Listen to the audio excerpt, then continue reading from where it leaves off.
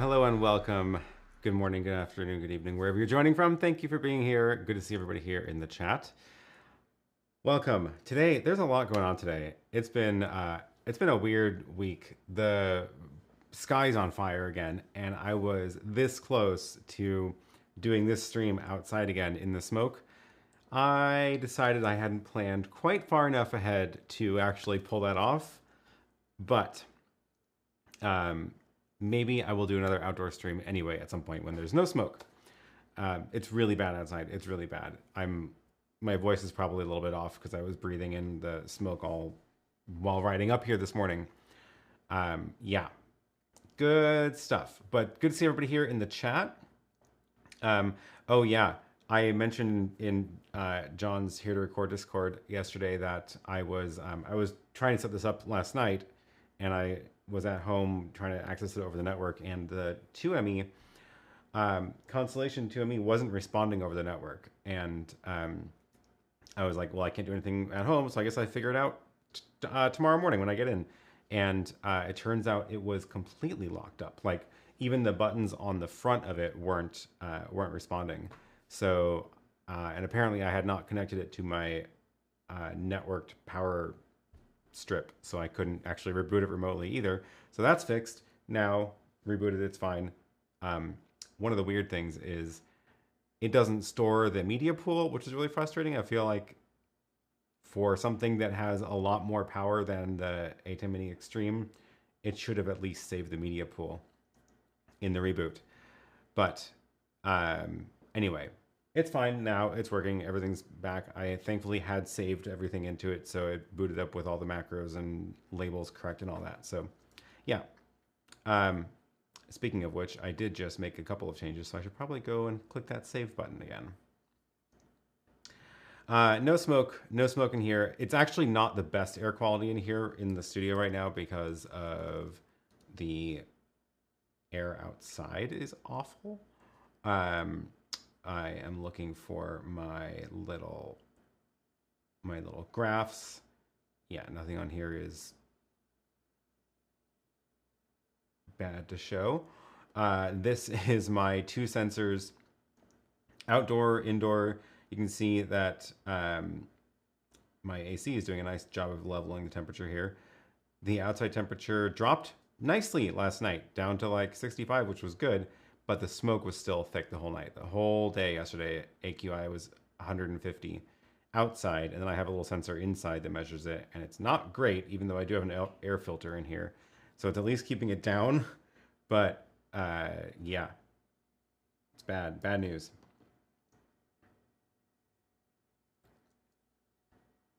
Did I find the secret hidden reset button?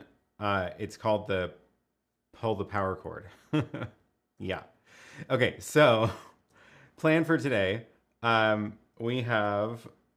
Oh, I did want to show you some of the smoke in another view because I found this amazing website called Zoom.Earth, and it posts basically real-time satellite photos of everywhere, and you can really see how bad it is here. This is right now, and these are clouds. These little blue things are like rain forecasts, rain prediction for clouds, but this is all smoke, and these little heat. These are where the fires are. So there's one way down between Eugene and Bend, and it is all that smoke is just going up right now. But it looked way more dramatic yesterday. Look at this view. This is yesterday morning, and you can really see that smoke just getting pushed up over Portland as the day went on. And then over here, Seattle had one too. They had their own fire flooding Seattle with smoke. And then finally the Portland smoke from down here made it up to Seattle too. So yeah, that was a lot. The skies are really orange outside. Like, it's really, really quite dramatic. That is called Zoom.Earth. I don't really know why, but it's a very cool website. I just dropped that link in the chat.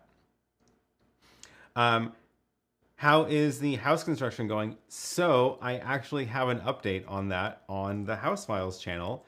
And if you're not yet following that, you should. There are now officially 2 videos on the channel. So hopefully we're going to get in the rhythm of doing this a little bit faster. But this is the channel. So we've got the first video about intro to the project, but then the second video we did is all about designing the kitchen. It is interview with my mom, who did the designs for the kitchen, about, since we're a very short family, making sure that the kitchen will actually work for us people who can't reach tall cabinets. So that was fun. Edited down the interview to about 17 minutes. So definitely take a look at that. And hopefully I'll be back with more updates on that channel soon too. So I'll drop that video link in the chat also. Yes, AQI 150 is bad news. Bad news. And it's really not fun when it's also really hot out, because basically, like, there's just no way to win in that. Okay. Oh, thanks, Eric. Eric watched the episode. I'm glad you enjoyed it. Yeah, that was a fun one. So, okay, before we get too much farther and lose track of everything, I do need to fix some of the stuff for Lily's stream. She's doing the stream right after this again at 11:30, 90 minutes from now. And she's going to be doing a plan with me stream, which is where she's going to be mostly doing like a top-down view of looking at the desk. And what happens is it turns out when she's sitting at the desk to use the desk like a desk instead of use the desk as like a place to set stuff on in front of for the mainstream, then the camera layout's a little bit wrong. So we have to fix that. So we're going to do that now because we didn't realize this was a problem until after I got here. So we're going to fix that. So I think she's sitting there right now. And I'm going to go and do the thing that I thought I was going to do the first time we tried this, where I was just in person. And we're going to do this remotely. So I am going to get her ATEM to stream back to my studio again, so we can see her. But then I'm also going to get on a Zoom so we can actually have a conversation and are not just awkwardly watching her sit there. And then I'll try to not forget to set it back to YouTube before we go live. So I should have my Magewell here. So this is my what we're going to do is we're going to stream from her ATEM into the Magewell Pro Convert, which is a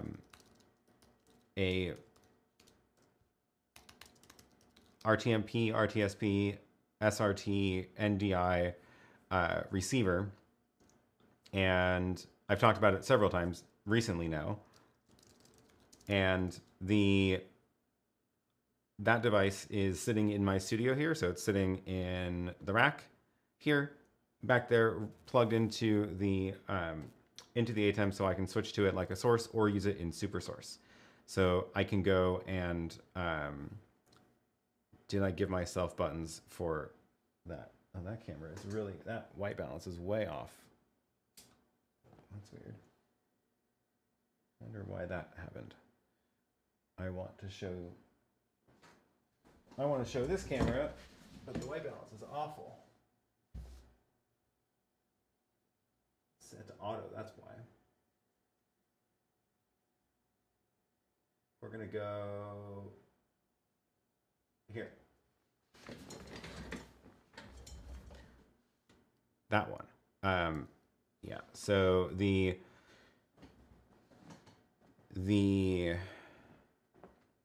Magewell. So I just had to, I reset all the streaming keys after the stream yesterday, or last week, so I had to go pull that up. Let's bring that on air. That's the wrong ATEM. That's mine. In the studio. I was like, why am I seeing myself again? There we go. Live stream, not to YouTube. Go here, on air. Oh, and there she is. Okay. And then we are going to send her a Zoom link so that we can actually chat. So the Pro Convert is a Swiss Army knife like the Decimator. I agree. It is pretty great. It does all sorts of fun stuff.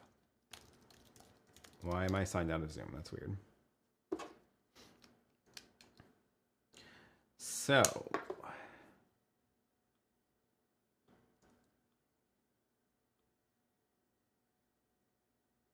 got headphones, let's make sure it's sending the Blackmagic. Video, audio is from, let's make it AirPods audio, otherwise we might get a feedback loop. And great.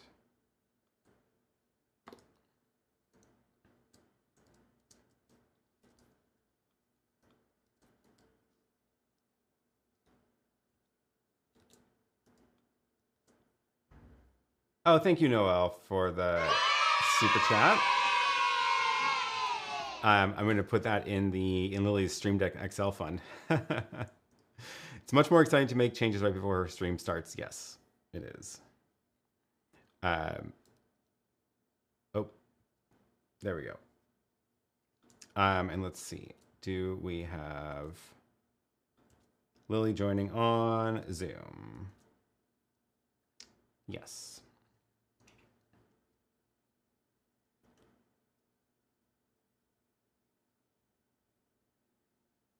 Okay, there we go. There she is. Now let's route her ATEM into... your audio is not yet, so 1 second. I was muted in Zoom. Also, your audio is not live yet, but we will be in a second. So let's go and do box 2. Nope, those don't work. So I have to do this one manually. Back to mine. SuperSource box 1 is going to be her ATEM, and then audio. That one I do have. Okay, now they can hear you. Great, I guess. Hello. So, okay, we need to take a look at what is wrong with your layout that you have right now when you're in the mode for the planner mode. Yeah, so I have my I'm trying to charge this because my phone battery doesn't actually last that long anymore because it's a whole 3 years old. But I will turn this on just so that we can see what it is, and then I will cast it. Hold on. The big thing is we're gonna have to move the ATEM field over here because I need to be as close as possible. I have 2 tables essentially, because otherwise the frustrating thing is that it will... Sorry, I'm trying to do 2 things at once and I can't talk while I do it apparently.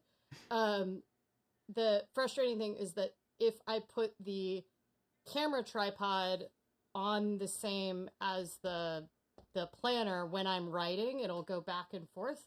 So we've moved it to a different table, but the flip side of that is, why can I not get the like,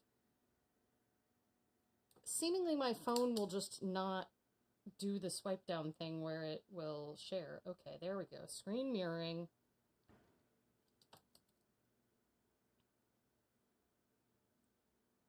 So this is what this looks like. That's a decent view, I think.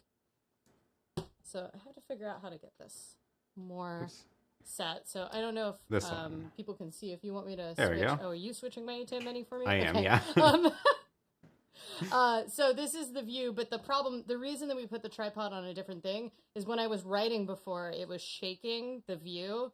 So we put it on a different thing, and now when I write, it doesn't shake the camera. It's still like, this is not the most stable table because this is a folding table, but it's a lot better. But the problem is that it means I have to be in a different position than normal. So what we need to do is move. If you switch to the camera with Apple TV here, you'll see I'm not in the right spot. So we just need to move this crop over, and then I should be set up. Yep. Okay, and then we need to be able to go back and forth, which is the key here, right? Because you want to be able to do... Because you don't sit in this spot when you're doing your normal show if you have stuff on an iPad, right? Yeah, it'd be nice if I had like a planner set up in the ATEM as well as the regular one so that this doesn't keep happening. But I also keep doing planner streams because the world is stressful, so this is easier. So my thought is to give you basically a button to switch, a button specifically for this layout for planners, and then a separate button for this layout, but when it's like your iPad that you're sharing photos on or something. Yeah. So I just realized I need to change my layout here so they can see you better. So I'm going to do this really quick to shrink your picture so that we can get my computer screen in here. And I am using Mix Effect for this because it's a lot easier than doing it in the computer. Plus I have my computer is actually connected to her ATEM now. So where am I going to put my computer screen? This is kind of awkward. I guess we can go kind of small on this because we don't really need to see too much of the detail. We just need to know what's going on. Here's my question. Can I take this phone off that I'm using as a camera, because otherwise it's going to drain before my live stream? Yeah, we don't actually need the picture of your planner there. We don't need the actual view to it, right? Yeah. Yeah. So we'll just leave it in this layout so we can see how things line up, but we will... Yeah. And yes, I am aware I should buy a new phone, but I'm frustrated because I bought it during the pandemic, and the pandemic is still going on. Therefore, I feel like I just bought it. Yeah. So, yeah. There's my computer screen. I don't need to hear any sass. I try to buy a phone like the minimum amount that I can and have it still be functional. It's fair. It's fair. That's definitely... Okay. Now you can kind of see my computer screen. So... Yes, need more Stream Deck buttons for the planner setup.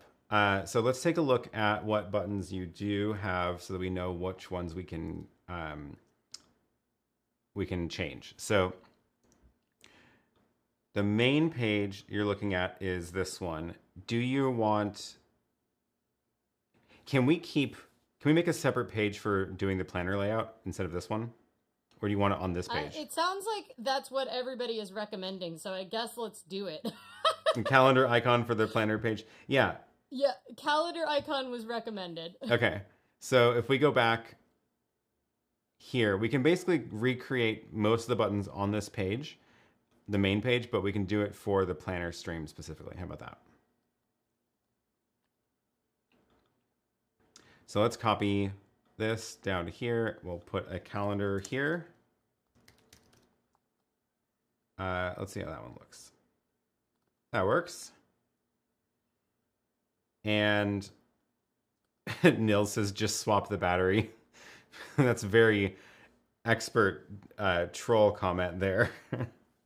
I absolutely would pay. I mean, I wish I could just swap the battery, but I would actually pay to get a new battery, except that it costs almost as much as the phone did. And the camera is going bad. So, probably because it constantly flies out of my pocket when I skate. So, but yes. And also it gets harder and harder to do anything to any Apple products. Okay, page 6 is your planner stream. We're going to start by exporting this page and importing it into page 6. And import to page 6. And then make sure we call it planner. So go ahead and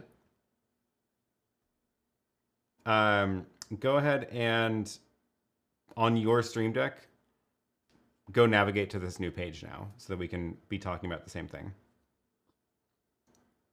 Wait, which page do you want me to get on? So from your home page, there's a new calendar icon. Yeah. And if you click on that, I clicked it. Right now it looks the same because I just copied it. So we're going to change this to make it work for the planner stream. So all the buttons you need for the planner stream. Okay. So I do need, I need camera with Apple TV is the primary one because that's how we do the photo overhead shot of this. Yeah, honestly, that's probably what I need. It's probably the same buttons, just when you click this, it goes to a different layout, right? Yeah. Yeah, okay, let's do that. So all we really need to be doing here then is, actually, where is that layout created? Because I don't see anything in here that adjusts the positions. This is just turning boxes on and off. So if we add in a change SuperSource box properties here, then, and this is, which one is the camera? SuperSource box 1 is main. So if we change, what is it right now? Size 0.58, X is 1413, and we do crop to left is 9, right is 4.5. Okay, so left is 9, right is 4.5. So this is the current layout. Can you sit where you want to be? Okay, So let's first do this in the ATEM control. We're going to slide this over. Oh, it's a little bit delayed for me. That's funny. Okay, so I'll sit as Is this good? close as I can. Yep. Okay. Yeah, this is good. This is where I'll sit. And then crop more on the right. I gotta say, I love not having a swivel chair generally at my desk because I'm too fidgety to have one while I work. But the downside is that this chair is like fixed in a physical place, so I'm constantly moving it back and forth when I before I stream, so it doesn't stay in the same place. But okay, this looks good. So now I'm going to copy these numbers into here. So 11 point. Oh, you know what? I really should probably do this. I need to make sure, because we're gonna have to do this for the other one also. Let me take a screenshot of these. So I'm gonna change this to negative 11.93, and crop left is gonna be 9.5, right is 8.4. Okay, so that does that, and now back on the main one, I need this one to reset those same properties to the old values. I do like the new thing that Companion did, which is the recently used action shows up. It's nice. Okay, so then, this is good. Place color tape on the floor for chair leg positions. yeah, I was responding back in the chat. Unfortunately, I have a rug underneath this because I like to have soft things underfoot. And I have a cat, so anytime you place tape on floor, it just ends up as a cat hair ball and the grossest, gummiest nastiness. So yeah. Right. But it's the way to do it in theater, right? 9 and 4.5. Okay, so to be as complicated as possible, what we really need is a projector from the ceiling that's fixed in one position and it projects the chair positions down, right? That's the easiest way to solve this problem. Easiest, yes, definitely. Okay, we can test this now. I'm going to test this really quick before we have you test it. So we're going to go to the main one, and we're going to go Apple TV full screen. We're going to go camera, and then we're going to go camera with Apple TV, and it should be positioned wrong. Oh, something is wrong. The gap is too large between there.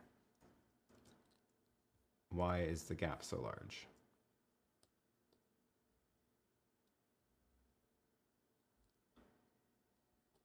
Philip is suggesting an awful lot of things that sound like good ideas, but I'm absolutely not going to do. I am not going to get a yardstick out and measure my floor. Also, the desk unfortunately moves around. Oh, this may end up being content on Aaron's channel, but our landlord threatened that we might have to move our entire office away from the window that is like right next to me here. And that means that like my whole desk and this whole live streaming equipment is probably going to have to get disassembled and then reassembled, which I'm really not looking forward to, but it's possible it could be interesting content for Aaron. Possibly. Something weird is happening in here. Great. Oh, cool. The size. That's what it was. Okay. Main shot. There we go. That's right. So when you're sitting normally for your stream, that will look right, because that was the numbers that were on there before. And then if you press the same button, but on the planner version of this, then it goes and does this instead. So I think that's it, right?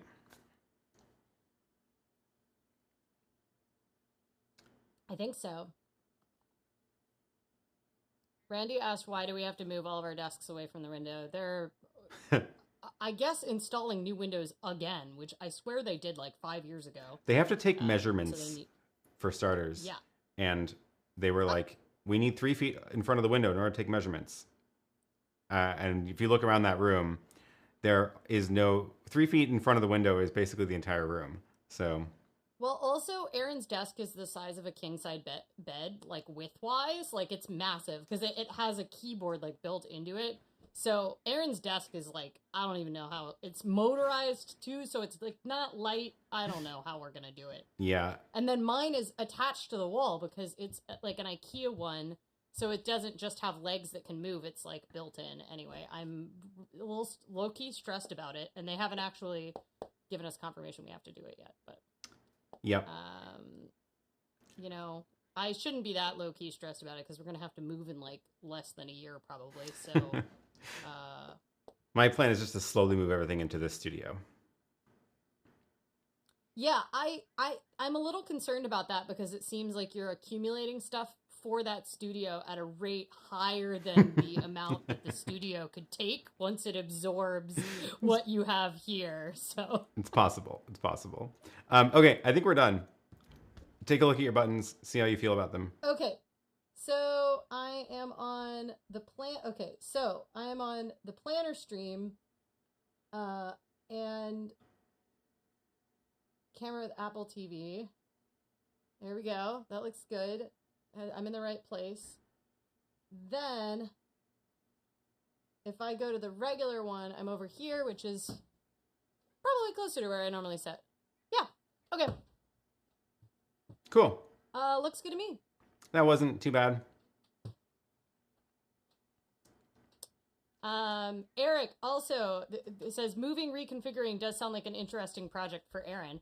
I mean, I think that Aaron is going to have to, like, you know, he can do a decluttering video of all of the camera equipment that he has stacked in every corner.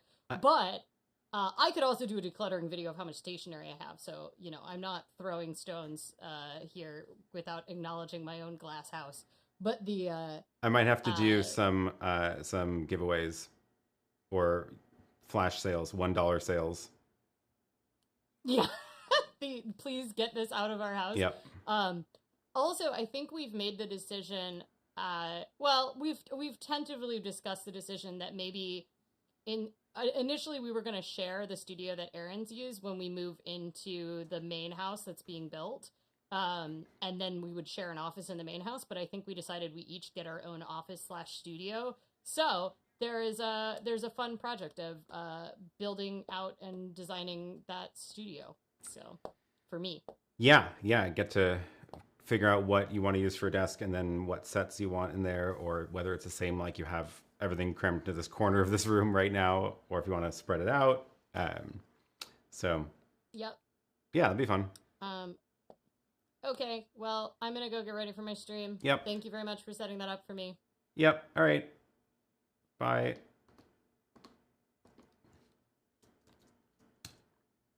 That was fun. All right. So before I forget, I have to stop her ATEM from streaming and put it back to YouTube with the right stream key. So let's do that really quick. Because that would be bad otherwise. And now I have to go log into her YouTube. Oh gosh, where is it? There we go. Okay, that was fun. David is reminding people that there are only 2 likes on the stream, and please do give us a thumbs up. That was a fun little diversion before we get into the main content for today.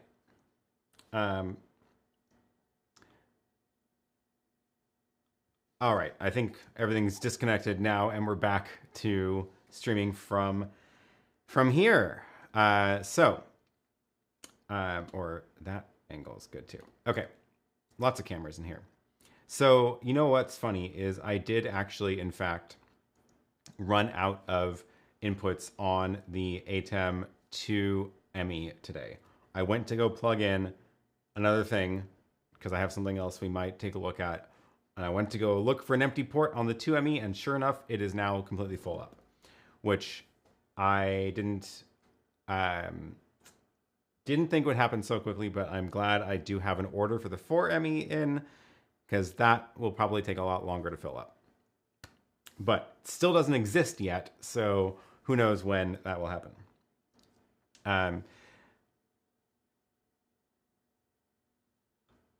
Thanks, that was interesting.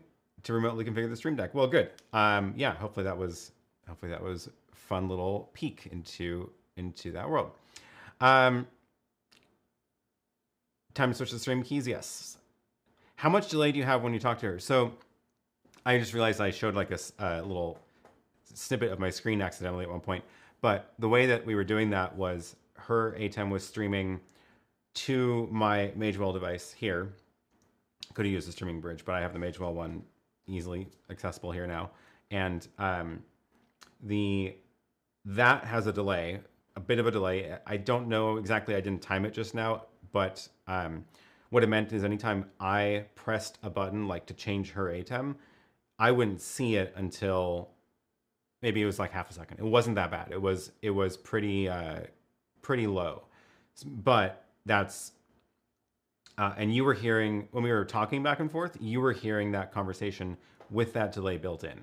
So separately from that, we were on a Zoom call, and that was so that she could hear me because she's sending audio to me, but there was nothing going back to her, and she can't watch it on YouTube because that's way too delayed.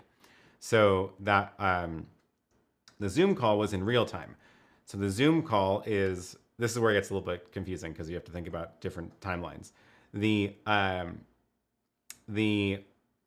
Zoom where I'm talking to her is happening pretty much instantly because Zoom has almost no delay, certainly less delay than the ATEM stream.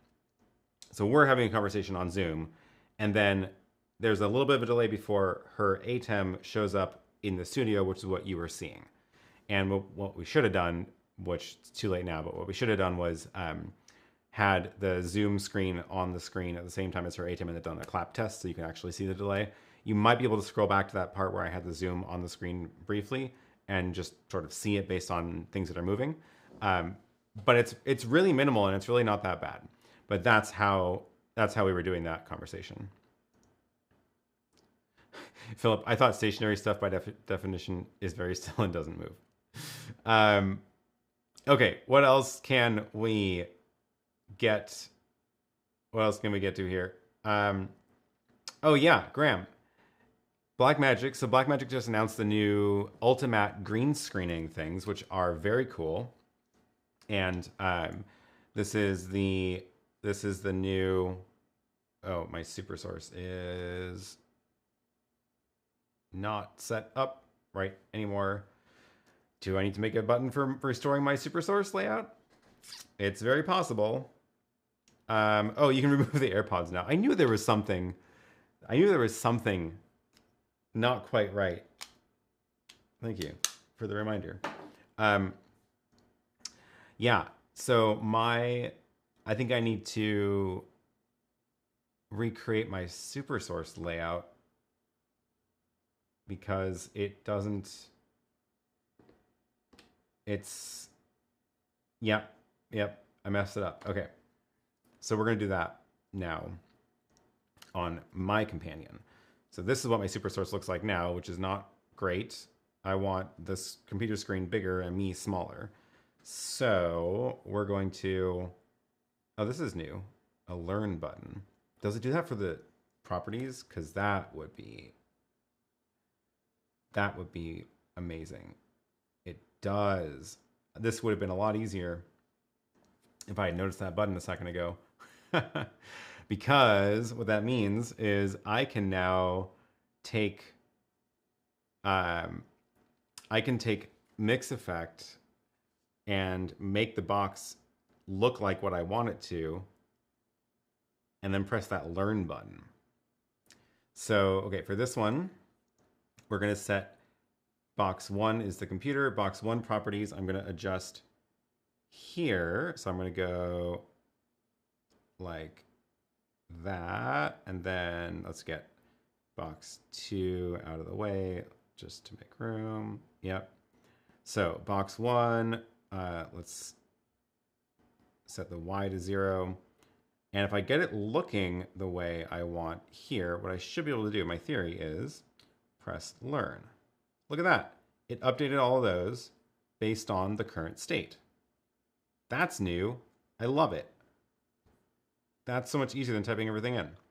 I wish I'd seen that 10 minutes ago. Do it again for box 2. Oh, and you can actually have it only set certain ones too, but I do want to actually set all of them on this. So box 2, it's not quite right. Let's Let's go and what do we have to do? No, I'm gonna go even smaller on me and over to the side. And I'm gonna go bigger on the computer. Because usually if I'm showing you something on the computer, it's because it's the most important thing. Okay, box 1, learn, it updates that. Box 2 is where I want it to. Press learn. Look at that. That was amazing. Yep, that is in fact incredibly useful. Yes, update companion. I did just update. I'm on 2.3.0 right now, and I updated it just last week. So it probably came in that update because I don't remember seeing it in 2.2. That's super cool. That's so good. That makes things so much easier. I should do the same with the iPad. Let's see. This one right now.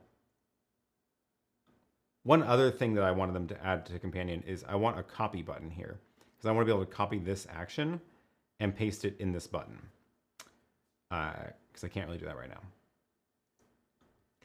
now. Do I want all of this on the SuperSource iPad button? Probably. I don't see why not. So this is going to be quick. Box 1, learn. Yeah. Box 2, learn. Oh, that was easy. The only thing is that is not going, that's the layout for 16:9. So if I'm sharing my iPad screen itself, it's not 16:9. So maybe I should make it work for the non 16:9 version. Let's go ahead and do that. AirPlay my iPad to the Apple TV, and you can see what I'm talking about. So if I actually switch, actually, I'll just press that button. So why is that not working? Constellation set box source Apple TV. Box 1 is the computer. Go. Why is the button not working? What am I doing wrong? SuperSource computer. That's weird. Is there something about my... I have one SuperSource. What just happened?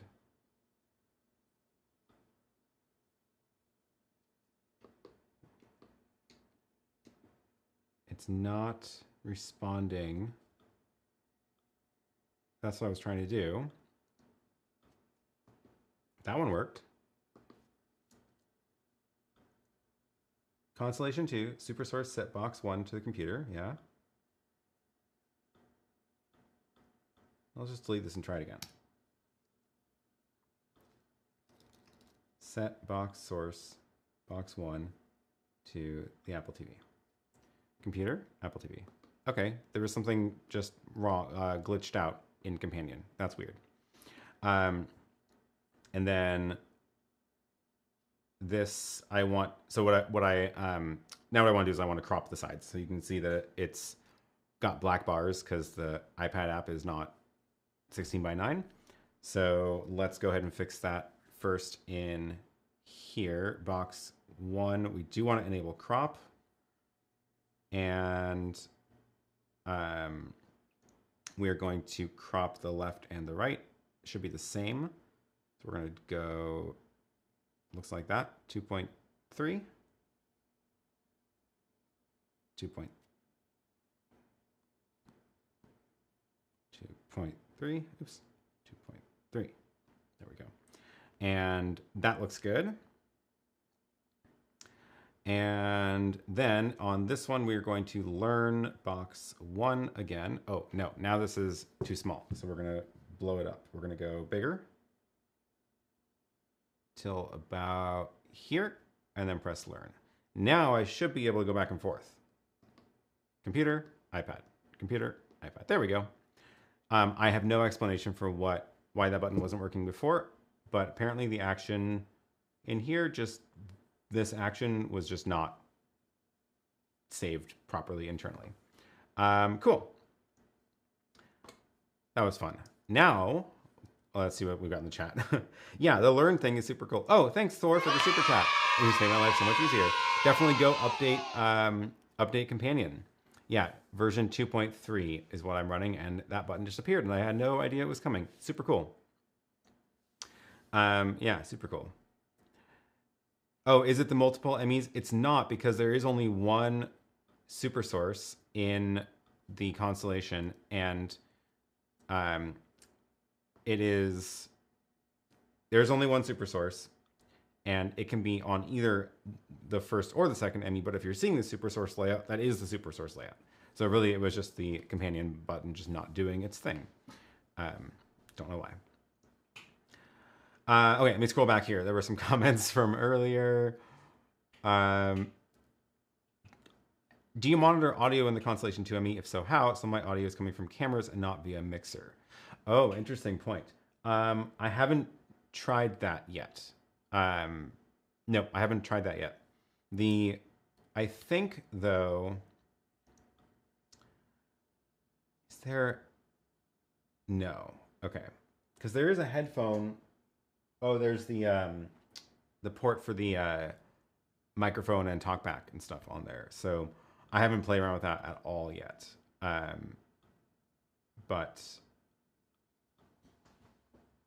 yeah, there's no separate headphone jack. So that is the headphone jack.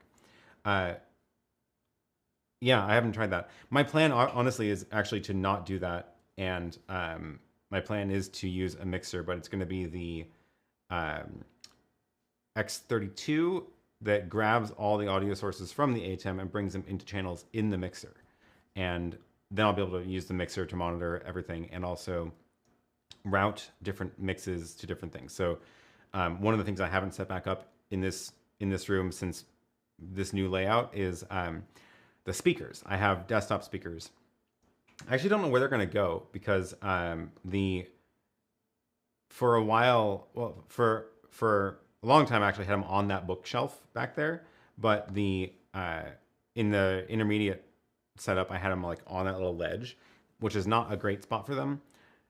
I don't have like a good place for them here, so I'm not quite sure what I'm going to do.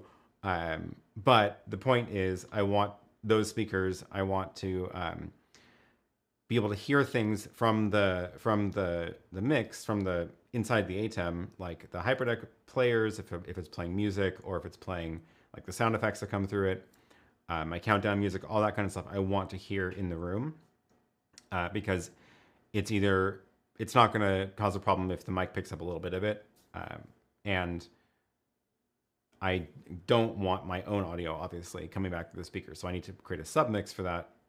So that's the plan.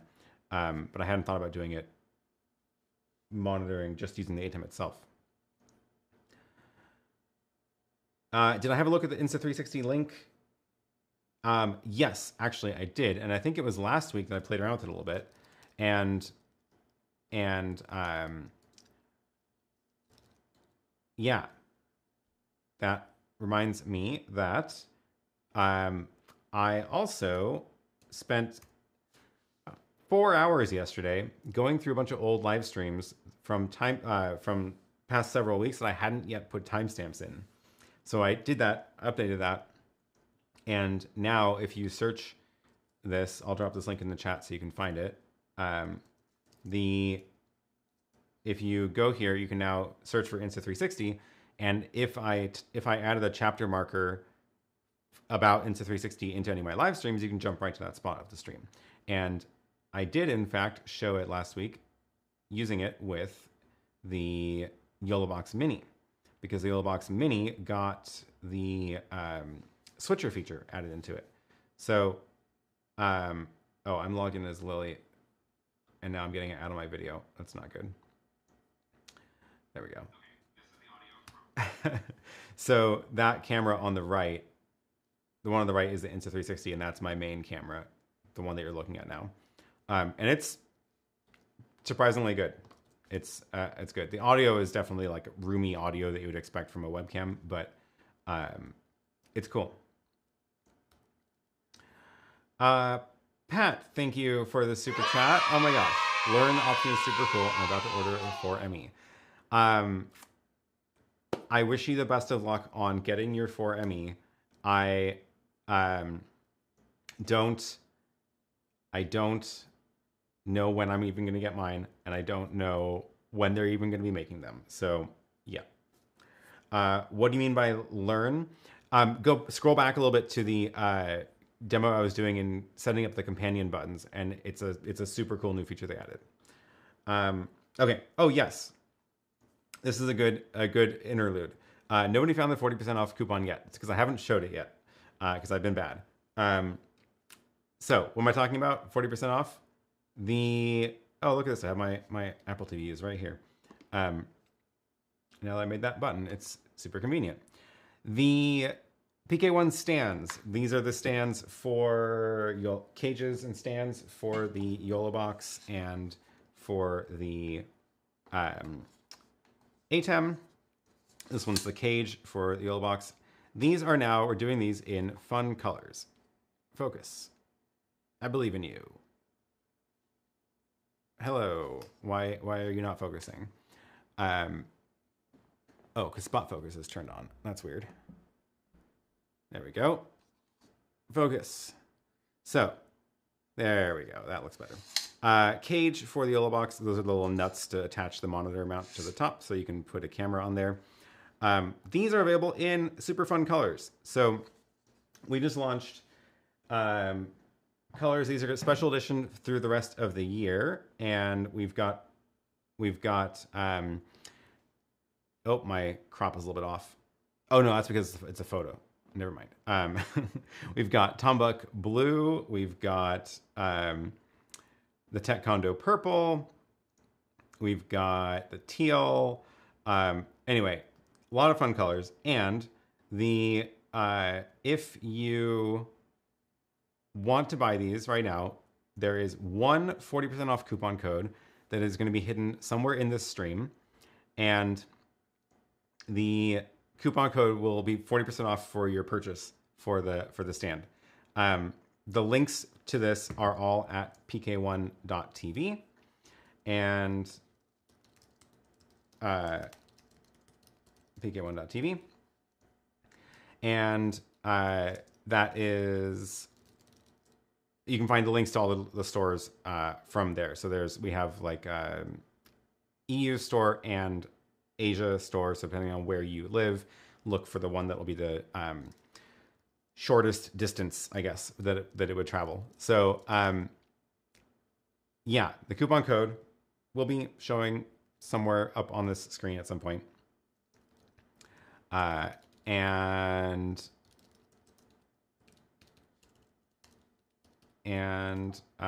Yeah.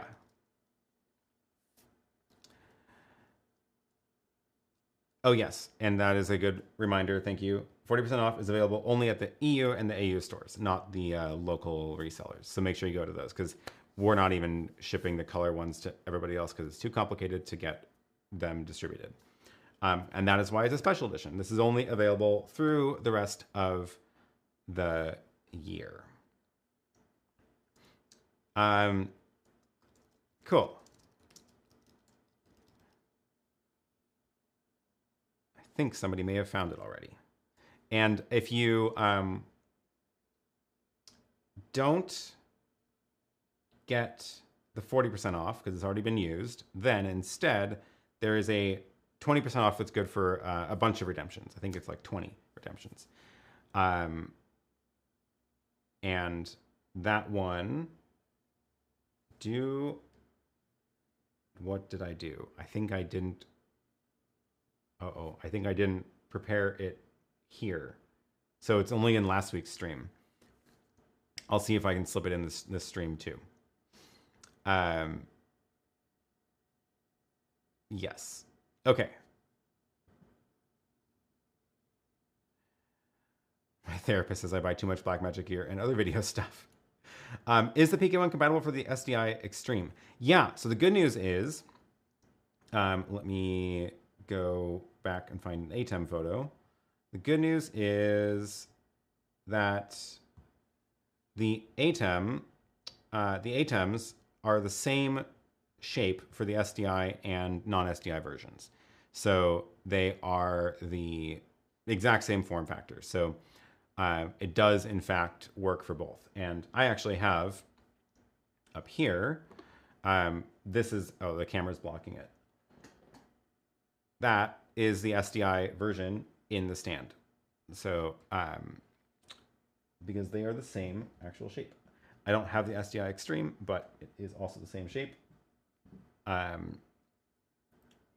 yeah, so that's good news. We didn't have to worry about making a separate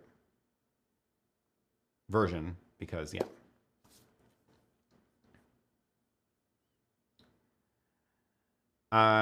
Randy says you'll need a tool to put connectors in the bars very close. I actually didn't have a problem with that. So what he's talking about is the SDI cables. Let me see if I can get this camera to do a close-up. Yeah, that'll work. So, sorry about the flickering. There we go. If you look at, you can kind of see through it, right? You can see the SDI cables. And I actually don't have a problem getting my thumb into that gap, and I can grab that no problem. If you have bigger fingers, you may not be able to get your thumb in there, and then you might need a tool for it, but that tends to be the case with any kind of SDI cables, frankly. But yeah, I can get my thumb in there without any trouble. So I can, you know, fully grab that cable to plug it in and take it out. Oh, that's a good point. The Extreme stand is different than the Mini. There is a different amount of space there on the Extreme stand. So it does look like it'll be a little bit tighter on the Extreme.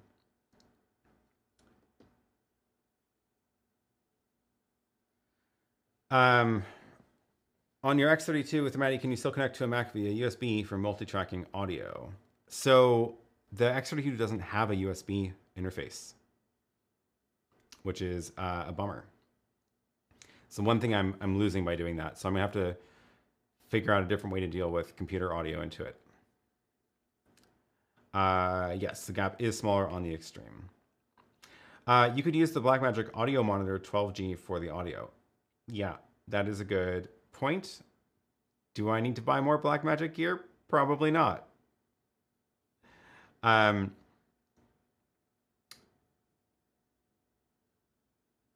It is manageable with a special tool. Yeah, they make the little tool, which you pretty much need if you're going to be grabbing SDI ports or pulling SDI cables into the back of the 2ME and the 4ME anyway, because they're just so crammed together. The little tools are useful for that. Okay. Did I did. I was going to talk about the Ultimatte before I made the Stream Deck button. So let's go. Did I even closed the page on my computer. So Blackmagic announced the, no, that one. Blackmagic announced the new green screen devices, which are very cool. Ultimatte 12 HD Mini, HD, and 4K, and 8K, I guess, is new.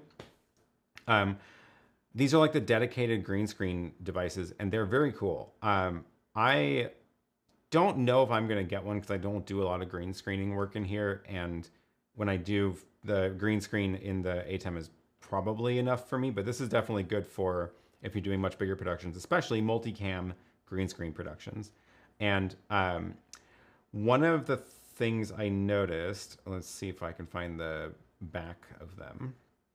They all have different numbers of ports in the back for different capabilities. And you definitely are going to want to take a close look at the ports to make sure that it'll have what you need. So one example of that is, I think I have to go to the tech specs. The Mini, which is the cheapest, it has, here we go, it has, this is for, oh yeah, this is the HDMI version. Background in, camera in. Let me start up here actually. This is the SDI version. So what this one has is a couple extra inputs. See how it's got the GMAT, and HMAT. And this is basically so that you can feed in video sources as different layers of the process. And the Super Mini one does not have those. And then when you get up into the 4K one, you end up with like a whole bunch of them with pass-throughs, which is like super cool. So you can do all sorts of fun stuff. But that's for like if you want to do, let's see, they have an example here of the different layering. Yeah, so see how that like, there's like stuff behind them and there's stuff in front of them. How are they doing the reflection though? That's what I want to know.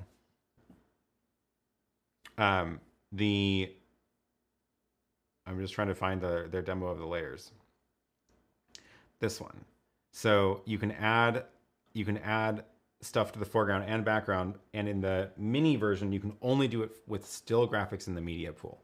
In the SDI versions you can do it with video sources, which is yeah, here's their little demo of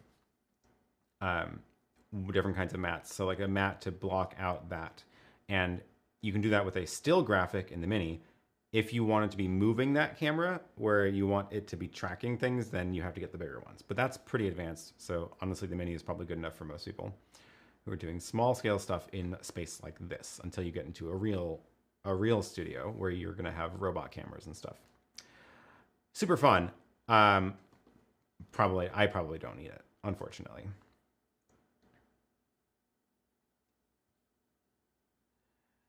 Blackmagic uploaded a video on YouTube. Oh, cool. I didn't actually see that. That's interesting. They didn't do their normal live stream announcement about it.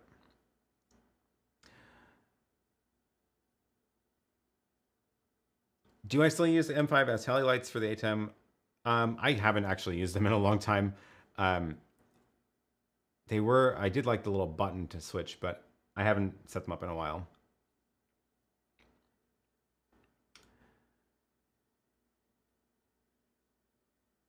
Chris says, with the OG Yolo getting less stable with every update, any tips on getting more stability out of it? Mine is crashing on just simple switching. Oh, that's no good.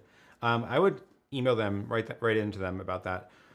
One of the things they've been doing is they've been porting a bunch of the features in the Pro back into the original YoloBox, and the original YoloBox has a much lower power CPU. So I think they're probably at the point of pushing it to the limit, and that's what's going on. If that's happening consistently and to a lot of people, then it might make sense to have where they may actually do a firmware update to undo some of those firmware updates, those features, because the more stuff it's doing, the more overloaded the CPU gets. So definitely let them know if you're having problems like that, because they can make changes to that stuff. So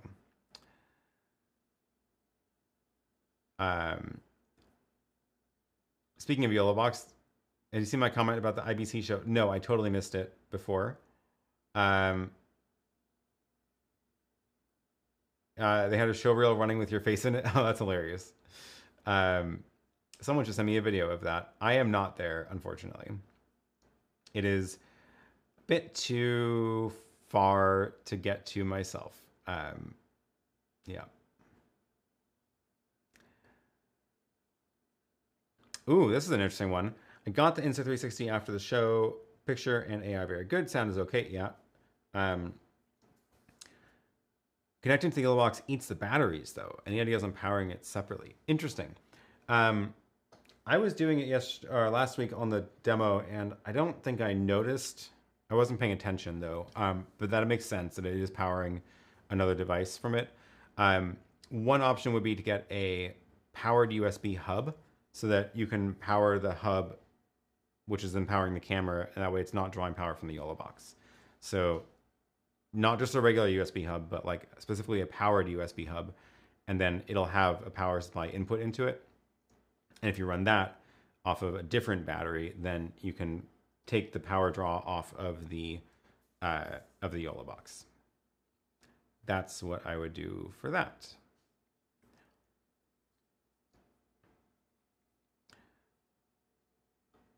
Ooh, good one. Do you know of a device that allows you to connect Ethernet to the ATEM from a hotel that has a passcode wall or sign it? Totally.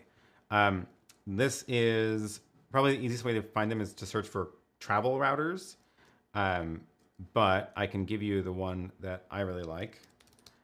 any of the GL.iNet stuff. So they have a bunch of different versions of it. This one is one I've used most often, but they have like a newer version that's a little bit more curvy looking now, but it's basically the same thing. I think it has a little bit more RAM or something, but I don't think it really matters for most things. But basically what this does is, see how there's 3 Ethernet ports and Wi-Fi antennas? You can do this in a bunch of different ways. You can plug your ATEM into this and then connect your computer to that Wi-Fi hotspot that it broadcasts.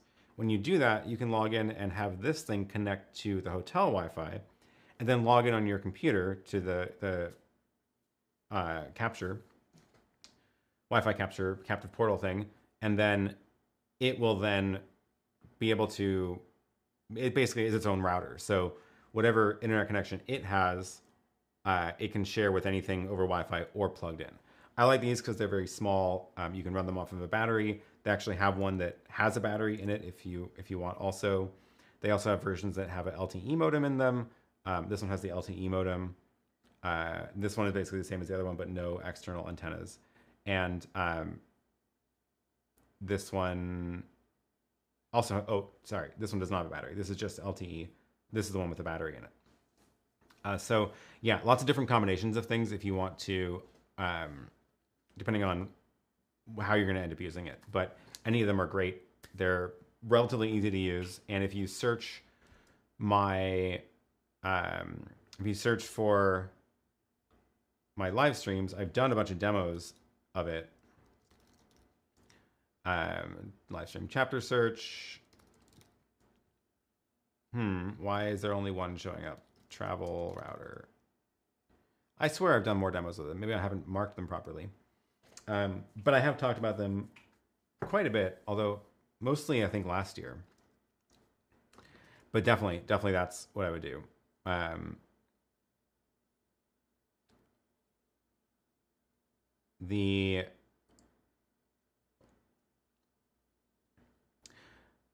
This is a good question. What do you recommend for HDMI fiber cable extended to 20 or 30 feet for a monitor? Great question. Let me find this really quick. Where did it go? Where is my... Because I actually have one here to share. Here it is.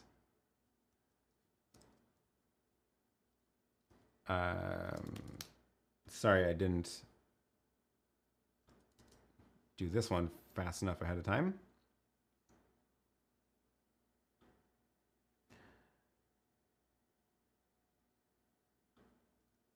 So this one is, I'm going to drop this link in the chat. This is something that actually, funny timing. I was actually, oh, there's a lightning deal on it right now too.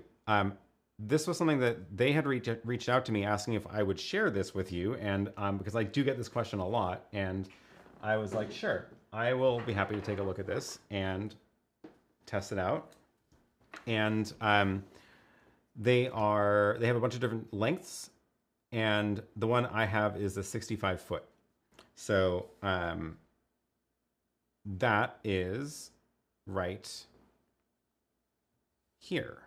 So it looks like this. It's got, the ends of it are directional, so you have to plug that one into the camera, in this case, source, and then the other end can be plugged into your whatever's receiving it. And in my case, I have it connected to the ATEM Extreme over here. Get this camera back in the right spot. So this is it all wound up. I haven't actually unwound it yet. And it is plugged into this ATEM Extreme, which I should be able to show you somewhere. Where is it? I lost the preview for it. I have, it's 11. It's Not 11. 13. No. 14. Yes, it is, in fact, this one. Oh, geez. Where did it go?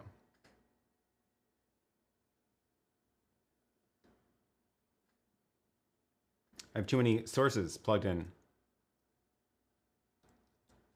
I thought that was the right one. Video. I see video over there.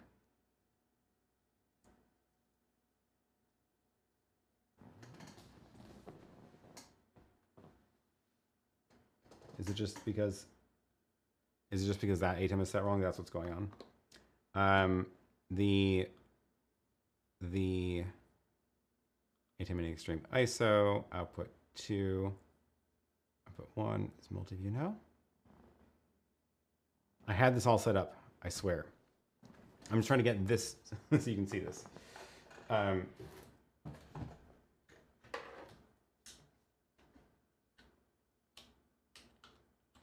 That one. I guess I could have used the other cable to demonstrate it. I wanted to share this multi-view with you. But I don't know why my wireless transmitter is not working right now. This will do. So, camera. So yeah, the one end is the source. The other one goes in here. It's plugged into input 2, and I wanted to share this multi-view with you so you can actually see it better, but now you're just gonna look at the tiny version of the screen instead. One of the things I was really curious about, because it actually came with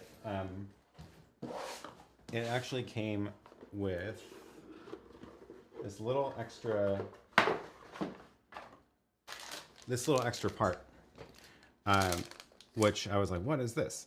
It's a 5-volt power inserter, and it's like a super weird little thing, but it's just for this. It's got HDMI in, HDMI out, and a USB. And they said, try it without this first, but if you don't get a signal, plug this in, and then it powers the cable also. So far, I haven't needed it.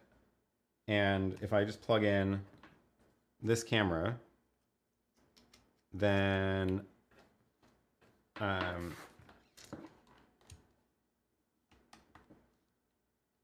hopefully it'll show up.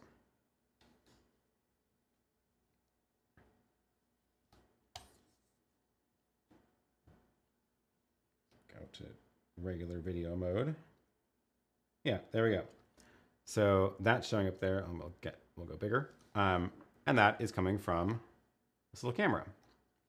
Over 65 feet of fiber, which is amazing. And obviously, it doesn't matter if it's coiled up or not. It's still 65 feet long.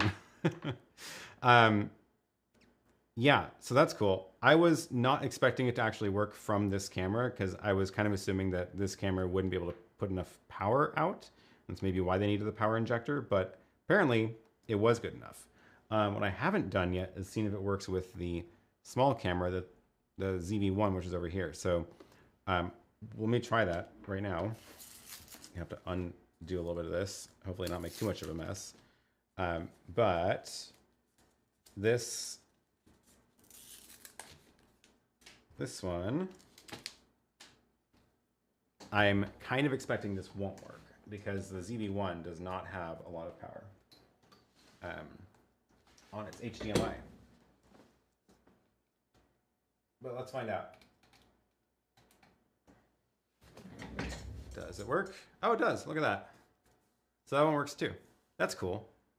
So yeah, I don't really know what devices may not put out enough power in that case. But that's great that the two cameras here work just fine with it. Yep, give the fiber HDMI the ZV-1 road test. Exactly. Which surprisingly works. So that's super cool. It means I can get a HDMI cable into the house eventually. I could run this cable up into the house over there, which would be kind of fun. Yeah, so that one, it's the only fiber HDMI cable I've used. I have never actually had one before, but it's great. I have nothing bad to say about it. I do have something bad to say about why my wireless isn't connected though. Maybe the moral of the story is don't rely on wireless. I don't know. IT never gets old, says never had to power them. Cool. Yeah, it is. I like that it just works. Does it do 1440 144? So yeah, I'm testing this with, this was, well, probably 60p from the cameras. Not anything huge. Let me plug this one back in.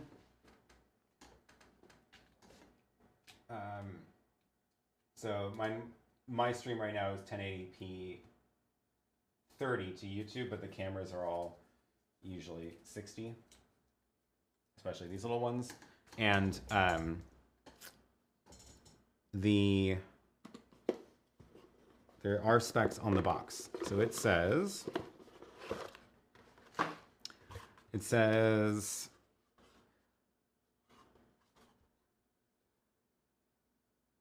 supports, oh, there we go, long list. Up to Ultra HD 8K 60, 4K 120.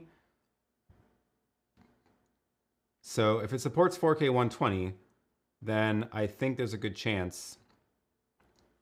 It doesn't mention 1440, but I think there's a good chance it probably would work. 1440, probably 144 if it can do 4K 120. I don't know if I even have anything I can use to test that though, sorry. That cable will solve some problems. I like it. Did I drop a link into the chat? I think I did.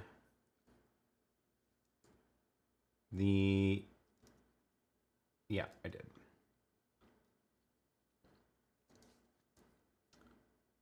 So yeah, thanks to them for sending that out. Super cool. I hope you if you buy it, please do use my affiliate link. And if you have a good experience with it, come back here and let us know. I'm very curious. YOLO and Insta360 battery eating. Try a powered USB. Cool. Yeah. Link to the stream. If you've covered it today, do you have a solution for a timer you can control from Companion for speakers to know how long they have left? Ooh, good question. Let me think. Countdown timer for speakers, controllable by Companion. So one of the ones I used recently is StageTimer.io, which is very cool product. And let's see, I think I am logged in, but I don't have a paid plan anymore. I bought a one event plan to use it for something, so this is now a free plan. Can you control this from Companion? There's an API, so that means technically yes. Although it might be a little bit DIY. But what you do here is you make your show. You can be like speaker 1, speaker 2, speaker 3. I think I can only add 3 on the free plan. And then you run the timer, and it gives you a separate output window. Here's the different views. So you can actually give a output window view of giant clock for the main confidence monitor in the room. You could give an agenda view for like a different screen on the side. It's really cool. A lot of good things in here. And the API, I think, you may have to rig this up a little bit to do it, but you should be able to use the HTTP module in Companion to make these API requests. Oh, look at this. They even have a manual for how to do it. So this link is exactly what you want to do. Yeah. So it is in fact using the API. And then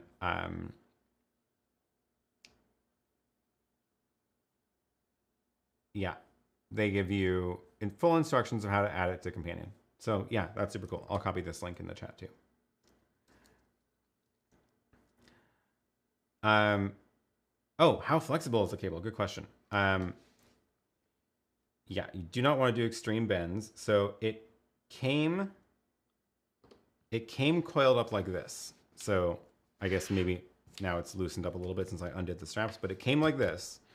I wouldn't want to go much more than that, but like it feels like a normal cable. I don't know if I have another cable here to compare with. It honestly feels like a normal large HDMI. So I usually use these slim HDMI cables for everything that are about this thick. So it's thicker than that, but it feels like the normal HDMI. Yeah. And yes, I would probably not go tighter than how it came coiled up in the box.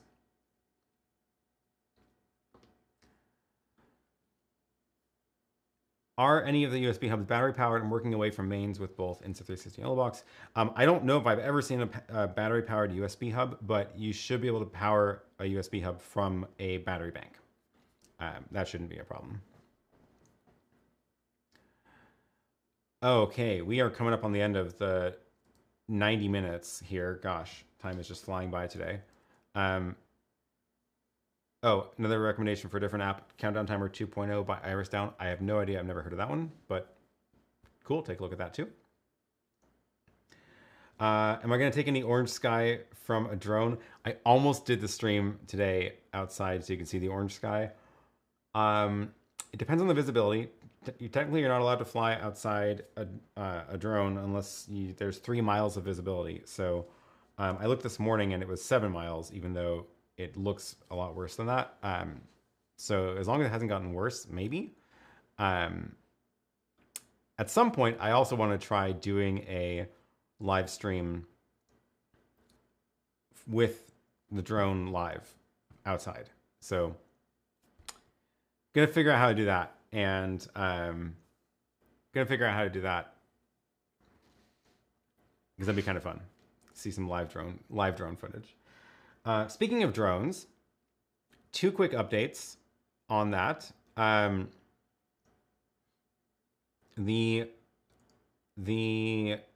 are some new updates about drone remote ID, which I think is very interesting. I did a video about remote ID a couple weeks ago from the conversation I had with people who are actually working on the protocols. A month ago. Time is going by very quickly. And here's my remote ID video that's in the chat. And the thumbnail I used was "Don't buy a drone," but actually it's "Don't buy a drone before watching this video" is the full title, because basically there's this deadline, September 16th, which is now 5 days away, and that is the date by which all drone manufacturers have to be including remote ID in their drones that are being sold in the US. Interesting things happened since then. The actual standard that they are using for that was published just in August, at the end of August, or middle of August. So not a lot of time between manufacturers knowing what they have to put into the drone and actually being required to do it. But interestingly, FAA put out a notice couple of days ago. Yeah, a couple of days ago. September 8th. I don't know why publication date is tomorrow. That's weird. That is really weird because this was out on the 8th. But this basically says if you are a drone manufacturer and you do not comply with remote ID, then they may just give you a pass until December 16th. It's totally up to them as to whether they will give you a pass or not. Again, this is for drone manufacturers, not people flying. But essentially it's like their way of giving them a longer window to be able to actually finish this project of adding remote ID, but it is at their discretion. So technically you're still supposed to ship remote ID in 5 days. And speaking of which, guess who did? There are now a couple of drones that actually shipped it and were approved by the FAA. So here's the list. I'll drop this link in the chat. Also, here is the list of drones that support it now, and it's mostly DJI. Notably, DJI Mini 3 Pro. This was accepted 2 days ago. So the DJI Mini 3 Pro, I don't know if it's actually out in a firmware update yet, but at least the document that DJI has to file with the FAA about the drone having remote ID was accepted by the FAA, and a bunch of other drones as well, and a couple other non-DJI drones, micro drones and Wingtra. But other than that, DJI is on the ball. So that means DJI Mini 3 now is, also I like how it's the first one in the series. Like, look at the numbers as serial. Also, what happened to 2 and 3? Maybe they got their applications in but had to make some changes and they're not out yet. Be curious to see what those are. But yeah, DJI Mini 3 Pro. Now you don't have to worry anymore about whether it will be able to add remote ID in a firmware update, because it now is already, like, all that paperwork is already done.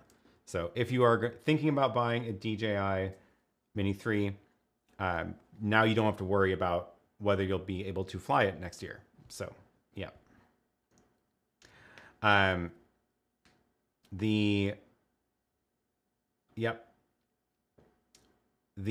am out of time this week for talking about IBC stuff. How do you get the feed from the drone? So my plan for that was actually to stream RTMP, because I don't have the drone with the controller with the HDMI out, which would be the probably better way to do it. But that drone's a lot more expensive. The Mini 2 that I have does not have HDMI out in the controller, and neither does the Mini 3. And yeah, it's the Mavic 3 and some of the higher end ones have HDMI out in the controller, which is like the good way to do it. My plan was going to be to stream RTMP out to my studio, so Magewell device here. And if I do that getting that into an actual live stream where I'm also remote will be a bit of a trick. So I may end up doing the remote control my studio from outside kind of thing, where I'm pushing 2 streams to the studio. One's a camera, one's the drone. Or maybe I mix the entire show in the cloud somewhere and push 2 feeds up to the cloud. We'll see. We'll figure it out. It'll be fun.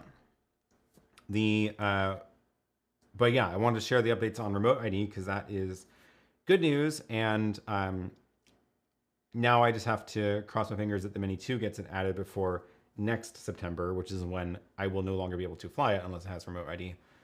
Maybe that's the number 2 filing that is not approved yet for some reason. So we'll see how that goes. Yeah, okay. 5 minutes till we're wrapping this up. The last thing, yeah, put a stage timer on the back wall to save confusing thinking Aaron with a network glitch. I do freeze when I think. Yeah, don't forget about the super fun colors of the PK1 stands.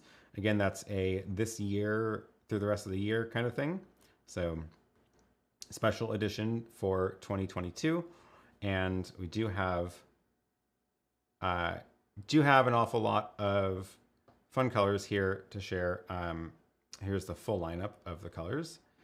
And we can do any of the latest generation of products in those colors, including the iPad stands, the little Stream Deck mount, or not the iPad stand, the iPad clamp, the one that looks like that. And those can be made in the fun colors too, so you can have a matching set. And I'm excited about it. I really like the teal. That's still my favorite. This one. But yeah, and hopefully you found that 40% off coupon code. Whoever uses it first is the one that gets it. And we'll do another one next week. So yeah, cool. Oh, I just remembered I need to actually set up my stream to redirect to Lily's because her thumbnail hadn't been posted yet. So we're gonna do that really quick. That way we can all go over there shortly. Cool. So that's set up. Update for DJI-RC Pro. I don't know what the update is. Mix or match colors. You can if you want to. Add notes in your order when you check out, or just use the live chat thing on the website to talk to them for that. Carl is 107 certified and lives in Portland. Oh, cool. That might be a fun way to do it. Yeah. V01000800 add support for the DJI Mini 3 for the DJI RC Pro. Is that the same thing that we talked about last week? Man, I apparently should just get a Mini 3 because I don't have one, so I can't play with these things yet. Updating right now. Cool. Okay. Yeah, maybe I should just get one. All right. We are going to wrap this up. No, the opposite. Oh, okay. So the thing that we wanted to happen last week, but was just added. Okay. We'll have to take a look at that in more detail next week. Yeah. All right. Thank you everybody for the super chats. Thanks for tuning into the streams. We're going to go hang out on Lily's stream next. It looks like her stream is already up. So as soon as this stream ends, it's going to redirect you over there. And I'll drop a link in the chat in case it doesn't work. So we're going to go over here, and she's going to do a chill stream this week, playing with me. Take a look at some. She'll be testing out the new Stream Deck buttons we made for her. And yeah, it means you can use the HDMI supported controller with the Mini 3. Now I'm tempted. All right, that's it. We will see you all again next week.